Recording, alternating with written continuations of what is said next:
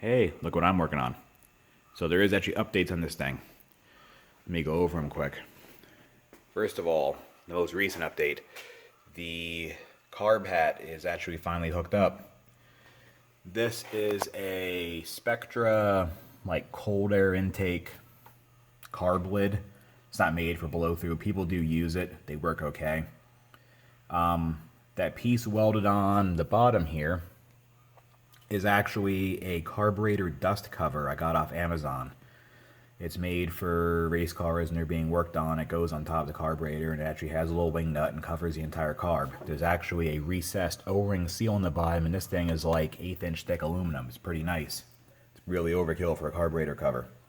So I needed that for a spacer because even though this looks really simple, this was actually really hard to line up just with one bend. But it's finally on. Over on the side of it, there are two vacuum ports. Even though they're not vacuum, it would only see boost because vacuum would be under the carburetor. And the one goes to the wastegate and the other one goes down to my goofy boost reference fuel pump. The other thing that happened was it has brakes now.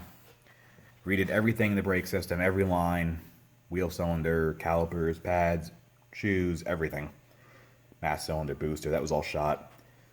It has one of those on it, you know what that is. But yes, all new lines everywhere on the truck. So now it has brakes. There is a check valve also on Amazon, or from Amazon rather, that only allows vacuum that way.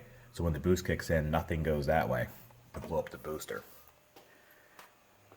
So yeah, massive improvements here. What I'm doing now is tinkering with a few things that were actually broken when I test drove it. So we had initial little messing around.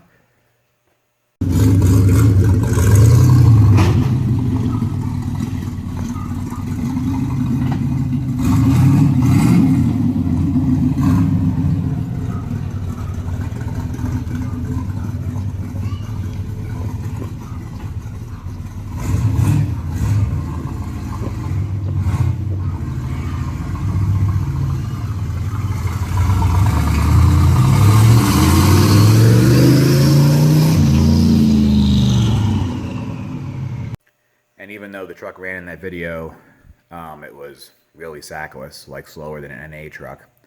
So a few things I found. Cylinder 7 wasn't firing. Had to relash the valves.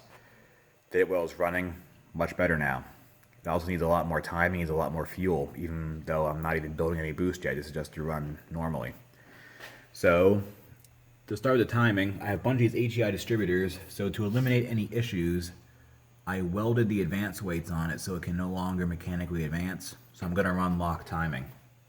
And that seemed the easiest way to do it, even though it kind of destroys the distributor. Not really, because I can just grind them off. But I have a pile of those distributors at home, so they're kind of disposable. So now I'm going to run the timing locked at between 22 and 28 degrees. So that kind of takes timing out of the equation for why it's not running properly. And I can just work on tuning the fuel and other such things. So I'm going to finish this up. And there's other goodies to show you. As you can see, it runs a little bit better now. Lost a lot of the cam lobe.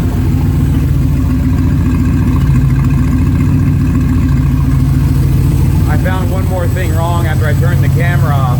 The power supply wire to the distributor was only putting out 7 volts. And that's because this truck is a 73 and it actually came with points. Now when I got it, someone had already put an HEI distributor in it, which is the electronic distributor. The GM started with around 74, and that needs a full 12 volts. So I ran a wire into the fuse box on the ignition circuit, and now it has full voltage to that. Like I said, it's running a lot smoother now with all the changes I made. Here's the interior view. I just put the tack in. The crappiest tack Advance Auto had.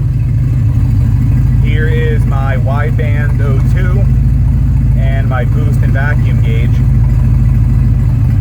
So we'll see how accurate these are. These are from APSX wideband. Here's their brochure. Both gauges were $150, like combined for both. So I figured I'd try them because I can get both gauges for the price of the AEM gauge. So we'll see how accurate they are. But yeah, there's the update. More exciting stuff soon.